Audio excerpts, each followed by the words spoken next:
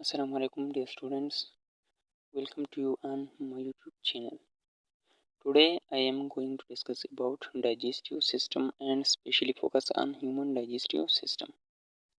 First of all, we will define digestive system. So digestive system जो है ये एक सिस्टम होता है जो कि लार्ज फूड को ब्रेक डाउन करते हैं स्मॉल पीसेस को। इसके अलावा अनडिफ्यूजिबल फूड जो होते हैं उसे डिफ्यूजिबल बनाते हैं। बेसिकली डाइजेस्टिव सिस्टम के टू टाइप्स होते हैं, इनकम्प्लीट डाइजेस्टिव सिस्टम और complete digestive system. Incomplete digestive system ये मोस्टली लोअर इनवर्टिब्रेट्स में पाए जाते हैं। ये एक ऐसा सिस्टम होता है जिसमें एनस जो है वो एब्सेंट होते हैं। ये एक सेक लाइक ट्रैक्ट बनाते हैं जिसमें injection of food and elimination of food दोनों ही माउथ के थ्रू होते हैं, इसलिए इसको इनकम्प्लीट डाइजेस्टिव सिस्टम या सेक लाइक डाइजेस्टिव सिस्टम कहा जाता है। जबकि कंप्लीट डाइजेस्टिव सिस्टम ऐसा सिस्टम होता है जिसमें माउथ से लेकर एनस तक सारे के सारे ऑर्गन जो है वो प्रेजेंट होते हैं। ये वेल डेवलप सिस्टम होते हैं जो कि हायर इनवर्टिब्रेट्स और वर्टिब्रेट्स में पाए जाते हैं। ह्यूमन डाइजेस्टिव सिस्टम भी एक कंप्लीट डाइजेस्टिव सिस्टम होते हैं जिसमें माउथ से लेकर एनस तक सारे ऑर्गन्स मौजूद होते हैं। अब आते हैं ह्यूमन डाइजेस्टिव सिस्टम पर। ह्यूमन डाइजेस्टिव सिस्टम में जो फर्स्ट ऑर्गन है वो है mouth. Mouth is the first part of digestive system through which food is ingested. Mouth वो साइड होते हैं, वो जगह होते हैं जो कि फूड को इंजेस्ट करते हैं, मतलब फूड को डाइजेस्टिव सिस्टम में बेचते हैं। फर्स्ट साइट होते हैं डाइजेस्टिव सिस्टम का। मेनली माउथ जो है ये थ्री मेन डाइजेस्टिव ऑर्गन्स या डाइजेस्टिव पार्ट्स जो हैं उस पर मुश्तमिल होते हैं। सेलिवरी ग्लैंड जो कि सेलेवा को रिलीज करते हैं, टंग एंड टीथ। हम इन सारे ऑर्गन्स को डिटेल के साथ पढ़ेंगे। जो पहला पार्ट है वो है सेलिवरी ग्लैंड। सेलिवरी ग्लैंड जो है ये माउथ में मौजूद होता है जो कि सलेवा को रिलीज करते हैं। डाइजेशन में सलेवा का बहुत ज़्यादा रोल है जो कि फूड को डाइजेस्टिबल बनाते हैं। जब हम फूड को लेते हैं तो वो ज़्यादातर ड्राई फॉर्म में होते हैं जिसका मॉइस्ट करना इंतहाई ज़रूरी होता है, जो कि फिर एजोफेगस और स्टमक तक जाते हैं। अब सलेवा का जो मेन फंक्शन है वो है मॉइस्टनिंग ऑफ फूड। मॉइस्टनिंग ऑफ फूड करते हैं क्योंकि अक्सर हम ड्राई फ्रूट लेते हैं जो कि बहुत ज़्यादा ड्राई होता है, उसे डायरेक्ट इंजेस्ट करना बहुत मुश्किल होता है, तो सलेवा का साथ वो मॉइस्ट होते हैं। इसके अलावा सलेवा जो है ये बहुत इम्पॉर्टेंट एंजाइम्स पर मुश्तमिल होता है, जैसे कि एमाइलेज। एमाइलेज जो है ये कार्बोहाइड्रेट्स का डाइजेशन करता है किसी हद तक। बेसिकली जो कार्बोहाइड्रेट्स का डाइजेशन है वो तो इंटेस्टाइन और स्टमक में कंप्लीट होते हैं, जबकि यहाँ पर थोड़ा बहुत डाइजेशन होता है कार्बोहाइड्रेट्स का। इसके अलावा सलेवा के थ्रू पर टेस्ट का परसेप्शन भी होते हैं। टेस्ट का परसेप्शन ऐसा होता है कि ये फूड को डिज़ोल्व करते हैं, फूड को मॉइस्ट करने के बाद डिज़ोल्व फॉर्म में बनाते हैं, जबकि वो डिज़ोल्व फूड जो है ये टेस्ट बड्स जो कि माउथ जो कि टंग के थ्रू पर मौजूद होते हैं उसके ऊपर स्प्रेड करता है, तो इसके ज़रिए फूड का जो केमिकल नेचर है वो बआसानी मालूम हो सकते हैं। इसके अलावा सलेवा जो है उनमें एंटी बैक्टीरियल एक्शन भी पाए जाते हैं। एंटी बैक्टीरियल एक्शन का मतलब ये है कि जो फूड में बैक्टीरियास होते हैं, जर्म्स होते हैं या इसके अलावा दीगर माइक्रोब्स होते हैं तो उसको किल करते हैं किसी बड़े हद तक, या उसकी ग्रोथ को कंट्रोल करते हैं। डायग्राम में जो मैंगो कलर का ग्लैंड्स है ये क्या है, ये डाइजेस्टिव सारी सेलेवरी ग्लैंड्स है। ये जो ग्लैंड्स है ये क्या है, ये सेलेवरी ग्लैंड्स है।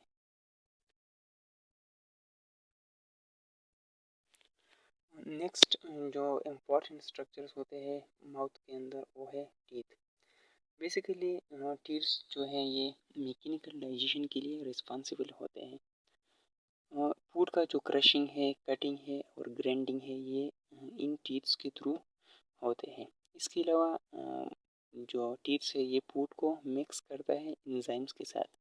जो सलेवा में मुख्तलिफ एंजाइम्स हैं वो जो है मिक्स होता है फूड के साथ। जब टीथ फूड को स्मॉल फ्रेगमेंट्स में चेंज करे तो फिर उसके साथ एंजाइम्स बासानी मिक्स हो सकते हैं। इसके अलावा ये फूड को एक बोलस के फॉर्म में बनाते हैं, मतलब छोटे पार्टिकल्स बनाते हैं जो कि डाइजेशन के लिए फिर रेडी होते हैं। इसके अलावा जो third one important and vital organ है डाइजेस्टिव सिस्टम का जो कि माउथ में मौजूद होते हैं वो है टंग। ये जो है ये टेस्ट परसेप्शन के लिए यूज़ होते हैं। टंग के ऊपर जो सरफेस है उसके ऊपर टेस्ट बड्स होते हैं। ये बड्स जो है फूड का जो केमिकल नेचर है उसे डिटेक्ट कर सकते हैं।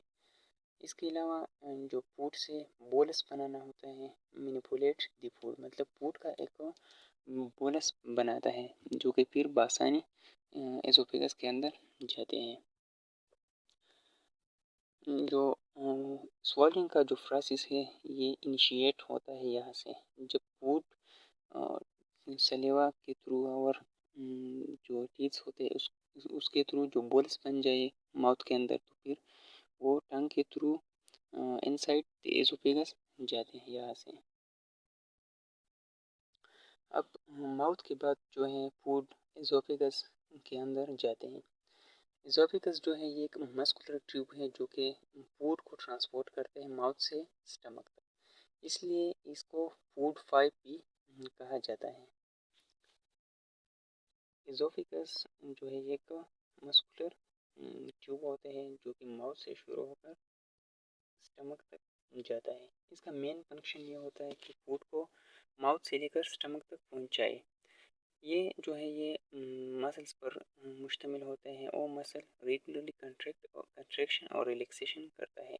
इस फिनोमेना को पेरिस्टालिसिस कहा जाता है। पेरिस्टालिसिस वो फिनोमेना होता है जो कि फूड एसोफेगस में डाउनवर्ड जाते हैं स्टमक को। इस फिनोमेना को पेरिस्टालिसिस कहा जाता है। और ये फिनोमेना जो मसल्स है एसोफेगस में उसके कंट्रैक्शन और रिलैक्सेशन की वजह से आता है।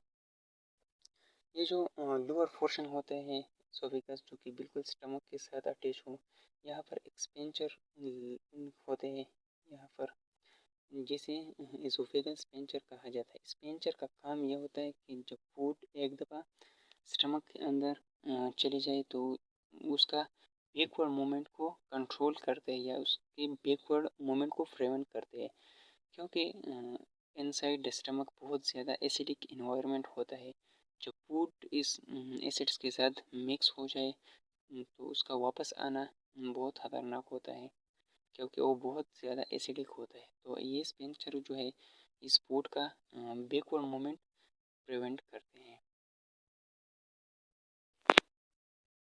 एसोफेगस के बाद जो मेन डाइजेस्टिव ऑर्गन है वो है स्टमक।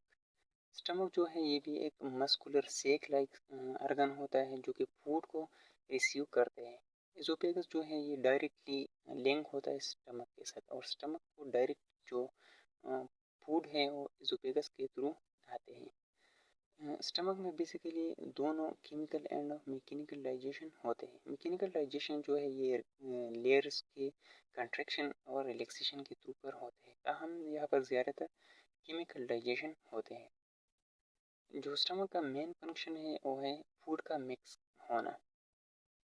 स्टमक का जो लेयर है वो कंट्रैक्ट होकर फूड को गैस्ट्रिक जूसेस जैसा कि हाइड्रोक्लोरिक एसिड्स और पेप्सिन के साथ मिलाकर एक सेमी लिक्विड मिक्सचर बनाते हैं। इस सेमी लिक्विड मिक्सचर को काइम कहा जाता है। अब इस कंडीशन में हम इसको फूड नहीं कह सकते, क्योंकि उसका जो है एक सेमी लिक्विड मिक्सचर बन जाते हैं जिसको काइम कहा जाता है। इसका मेन मकसद ये है कि यह डाइजेशन को मज़ीद आसान बनाए, क्योंकि आगे फूड को स्मॉल इंटेस्टाइन में भी जाना होता है, वहाँ पर जो है डाइजेशन कंप्लीट होते हैं।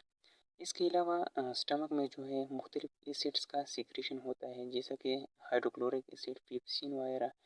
इसका मेन फंक्शन ये होता है कि ये फूड को ब्रेक कर सके। इसके अलावा फूड में जो बैक्टीरियाज वगैरह होता है या दीगर जरासीम या माइक्रोब्स होता है उसको किल कर देते हैं इस एसिडिक इन्वायरमेंट में, क्योंकि यहाँ पर जो स्टमक का इनसाइड इन्वायरमेंट है वो बहुत ज़्यादा एसिडिक होता है। इसके अलावा ये ऑर्गन जो है ये सेक लाइक है। इसका मकसद ये है इस स्ट्रक्चर का कि यहाँ पर फूड थोड़े वक्त के लिए स्टोर हो जाए। तो कुछ वक्त के लिए जो है फूड यहाँ पर स्टोर होता है और फिर ग्रेजुअली फूड रिलीज होते हैं स्मॉल इंटेस्टाइन को।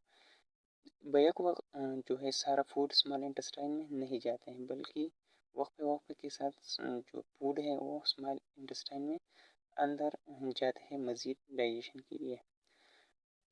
यहाँ पर अगर मैं एब्जॉर्प्शन की बात कर सकूँ तो यहाँ पर एब्जॉर्प्शन नहीं होता, बल्कि एब्जॉर्प्शन जो है वो इंटेस्टाइन में कंप्लीट होता है।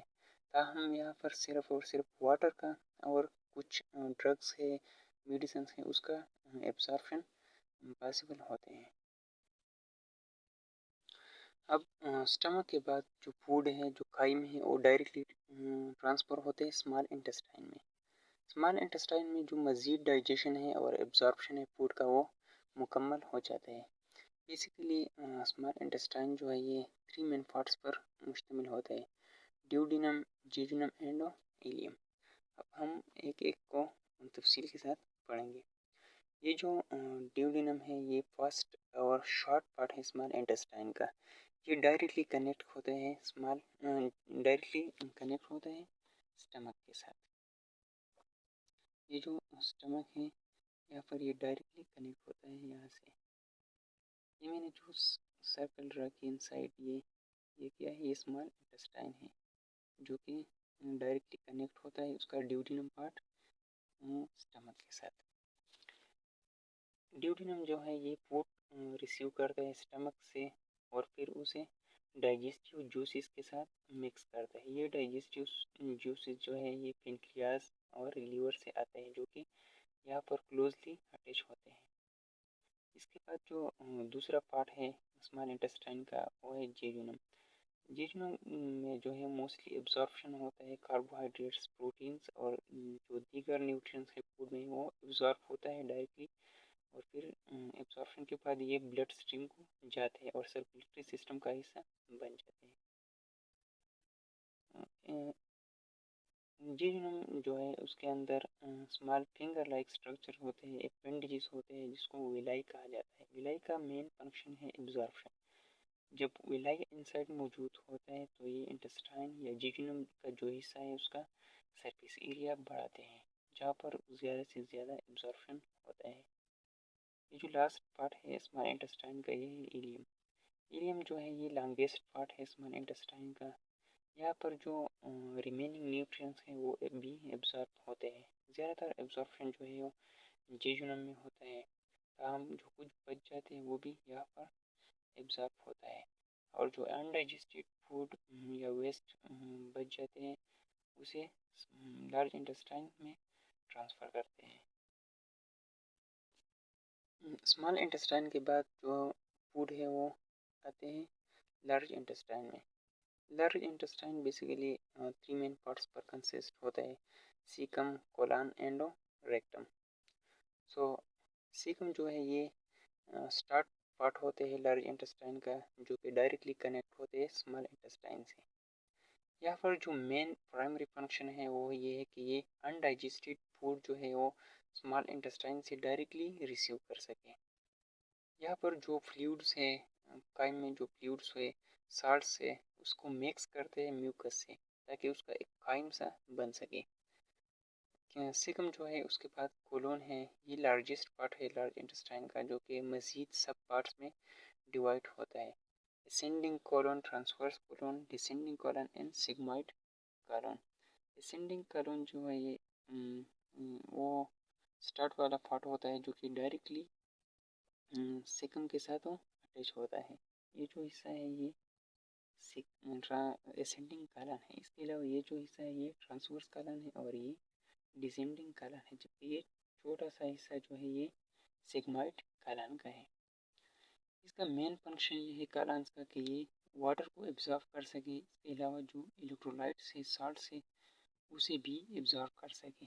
इसके अलावा जो पीसीस है जो कि वेस्ट मटेरियल्स होते हैं वो भी यहाँ पर स्टोर होता है। ये जो छोटा पार्ट होता है इनस के ऊपर इसको रेक्टम कहा जाता है। रेक्टम जो है ये लार्ज इंटेस्टाइन का तकरीबन लास्ट पार्ट होता है। ये डायरेक्टली कनेक्ट होता है एनस के साथ। इसका मेन फंक्शन जो है वो ये है कि ये पीसीस को स्टोर कर सके थोड़े टाइम के लिए और फिर जब ज़रूरत हो तो उसे बॉडी से एलिमिनेट कर सके एनस के थ्रू पर। एनस वो पार्ट है जो कि अनडाइजेस्टेड फूड या अनडाइजेस्टेड वेस्ट जो है वो बॉडी से रिमूव कर सके।